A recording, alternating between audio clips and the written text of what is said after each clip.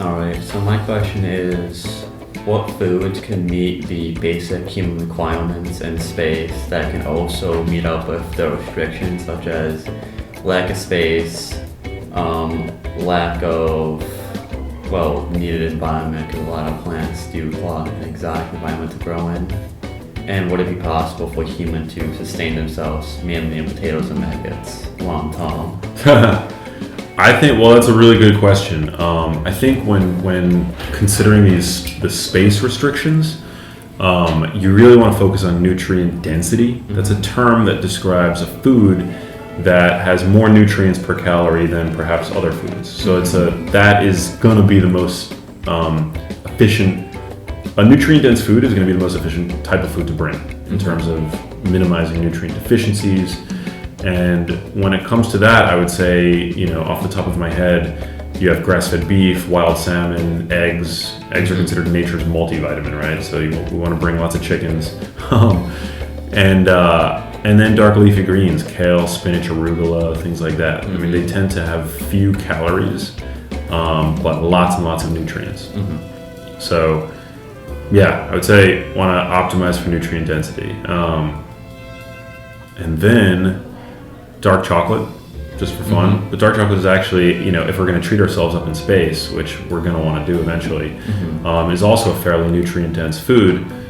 It's got an abundance of magnesium, different phytochemicals that are thought to be good for cardiovascular health and the like. So I think it's totally possible. All right. Yeah, thanks for the great question. Okay, so my question is, I would just like to know your take on the fad diets versus just like a healthy lifestyle. Yeah. Do you have any fad diets in mind that you want me to comment on? I'm just thinking about like keto, like gluten-free, like the juice cleanses and stuff, like that. I just want to know. Man, it's a good question. I think that the keto diet definitely has certain like applications where it can be useful. I don't think that it's meant to be a diet for everybody all the time. But certainly, like when you think about our ancestors and how we evolved with less food availability, there were definitely going to be times in the year when our ancestors were in ketosis. I think it has potential therapeutic benefit for certain conditions. I mean, it's been used medically as a treatment for epilepsy for 100 years. So it does do interesting things to the brain. I think there are certain things that we can take away from other diets that if we combine with some of the principles of the keto diet can be helpful. Like I'm a fan of like a paleo style diet, not because I think that they really nail it in terms of understanding the way that our ancestors ate, but I think that what I appreciate about that diet is its emphasis on food quality, which is really important. Yeah. So I'm super pro, spending money on higher quality food, organic when possible, grass-fed beef as opposed to like grain-fed beef and things like that.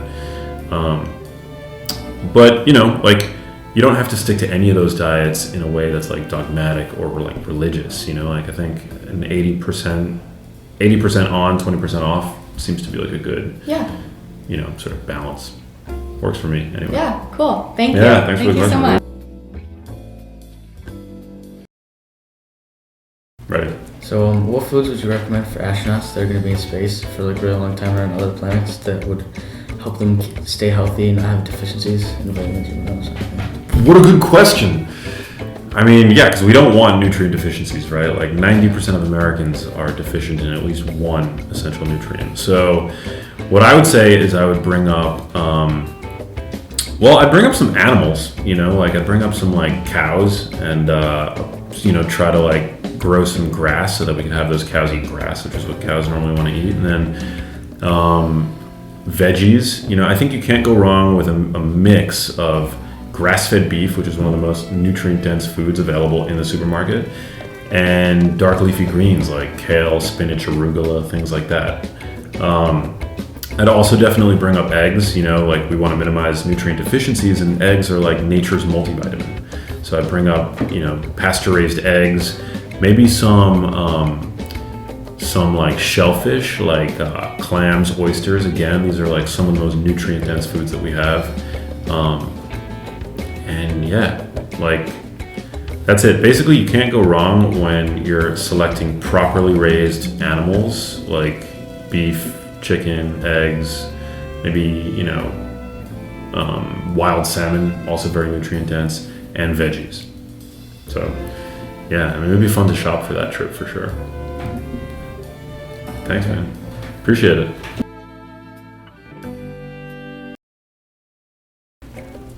Okay, so like as far as your diet, what would like a typical day look like? Oh man, such a good question. Well, when I wake up, usually I'll just drink some water, and then maybe an hour after I wake up, that's when I'll have like the first meal of my day. I don't like to eat as soon as I wake up, but then generally for me, it's a mix of like protein, healthy fats, and fiber. So I'm big on I think eggs are incredibly healthy, great way to start the day.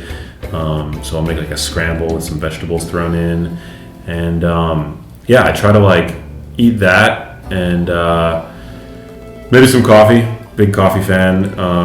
Coffee's great. Do you drink coffee? Not much. Okay, yeah. So I got hooked pretty early, but I enjoy it. When you look at the population level, it seems to be a healthy beverage.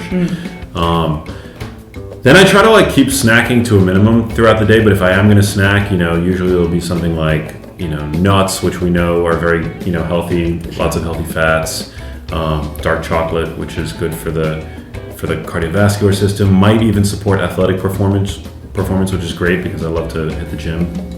And then for dinner, I like to go all out, either roast up some, I'll make some grass-fed beef or wild salmon or a whole chicken, and then tons of roasted vegetables. I think some people have a misconception about veggies that they have to taste bland.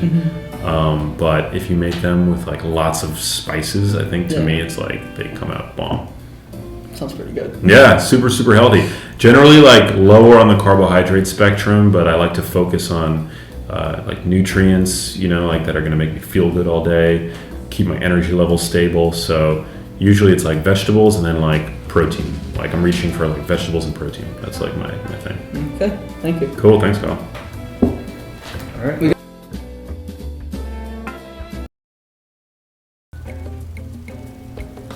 So what do you think some of the long-term effects of drinking an excessive amount of coffee is, and how do you think it affects kids our age that are drinking 3 or 4 cups of coffee a day? Oh man, such a good question. So many good questions. So I think what's really important to know about coffee is that everybody's going to respond to it differently. I think when you zoom out at the population level and you look at people generally, people that consume coffee tend to have better health. There seems to be a risk reduction for diseases like Alzheimer's disease, Parkinson's disease, and coffee has some really interesting health boosting compounds in it, but it is full of caffeine, and caffeine can kind of stimulate your body's stress pathways. So it depends on the person at the end of the day. So some people that have a lot of stress in their lives and that are drinking too much coffee, then I think that's not a positive scenario. But if you have a healthy relationship with coffee and you drink 1 or 2 a day, not too late at night so that it doesn't interfere with your sleep, then I think it can be beneficial. I personally happen to love coffee and I drink it in the morning, but then also sometimes I find myself drinking too much of it, and that's when I tell myself that it's probably a good time to cut back a little bit, and that's when I'll usually take a week off and do a week of decaf, because then you get the benefits of the ritual of drinking coffee, but you kind of wean yourself off of caffeine, and then I'll bring it back, and then I'll just when you do that, you end up needing less of it for the same buzz, and so you get to kind of reset your body to it, which I think is cool. That is cool. Yeah, good question though, man. Love coffee. Thank you. I love coffee too. Awesome.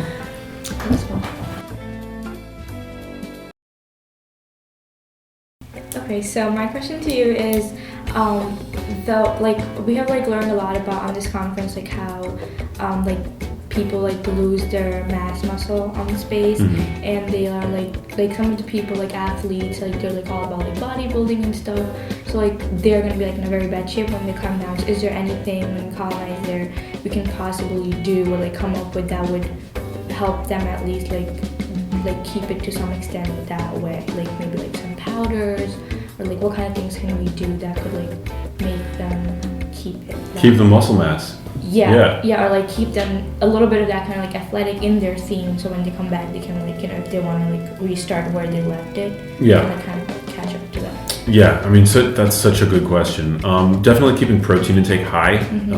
So, you know, generally when somebody is trying to preserve muscle mass, when on a weight training regimen, you want to get about 0.7 grams of protein per pound of body weight every day. So take your weight. Per pound of lean mass, I should say. So take your weight. If you're carrying extra pounds, use your goal weight and multiply that by 0.7, and then you want to get that in grams of protein every single day. And so those foods, high protein foods, tend to be, you know, meat, chicken, eggs, Greek yogurt, things like that. But then also, I think what's important is not just eating more protein, but resistance training. I mean, resistance training is the best way to keep your muscle mass. So bringing, you know, we definitely want to bring, we're going to have space restrictions on in space, obviously, but power bands and things like that can be a really space efficient way of doing resistance training. So yeah, I would say all those things. Okay, but then like also like until like we start to like grow food there, it's like we're not gonna be able to like probably like take Food, Greek like yogurt actual for like foods. 3 years or Yeah. like whatever time we're staying there. Protein powder. I mean, the research on protein powders, they're safe, they're effective. So like a whey protein, whey is a byproduct of the cheese making process, but it's usually people can tolerate it whether or not they're lactose intolerant, especially whey isolate. So I would bring definitely some whey protein powder, which is probably the most protein dense food that you can find. So you do think like that would help them? Preserve their muscle mass? Yeah. I mean, the two best ways of preserving and growing new muscle mass are with resistance training and by keeping your protein intake up. So yeah, really good question. And love that you had follow-ups. Thank you.